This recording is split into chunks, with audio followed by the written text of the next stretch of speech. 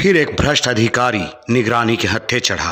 विधवा चौकीदार की पत्नी से एनओसी पास करने के लिए मांग रहा था 9,000 घूस। निगरानी में कंप्लेन की और निगरानी ने जांच में सही पाया, फिर रंगे हाथों गिरफ्तार किया।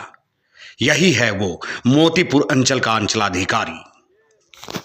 मुजफ्फरपुर जिला के अंचलाधिकारी हैं श्री अरविंद कुमार अजीत।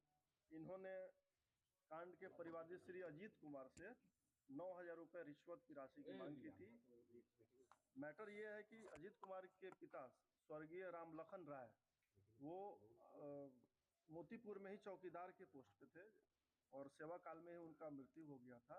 इसी के एवज में उनकी माता श्रीमती सुदामा देवी के नाम से पेंशन मिलना था। उसी के एवज में कुछ पेपर्स बनना था और उसी के लिए एनओसी और अंचलाधिकारी से पेंशन फॉर्म उसको सिग्नेचर करने के लिए उन्होंने रिश्वत की मांग की थी।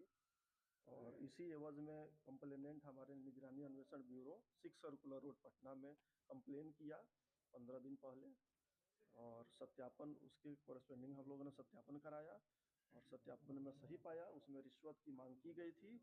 और उसके बाद से आज सुबह में हमारे द्वारा हमारे निगरानी विभाग के द्वारा ये कार्रवाई की गई, टीम का गठन किया गया और ये टीम आया और आज सब कुछ देखा। रिश्वत लेते हुए उन्होंने अपने कार्यालय कक्ष में ही उन्होंने रिश्वत की मांग की थी। 9,000 रुपया रिश्वत लेते हुए हम लोगों ने गिरफ्तार। क्या नाम हुआ सर उनका? उनका नाम है अरविंद कुमार अजीत, अंचलाधिकारी मोतीपुर अंचल। 9,000 रुपए लेते 9,000 रुपया रिश्वत लेते हुए रंगे यहाँ पर पकड़ा गया। क्या रंगे हाथ।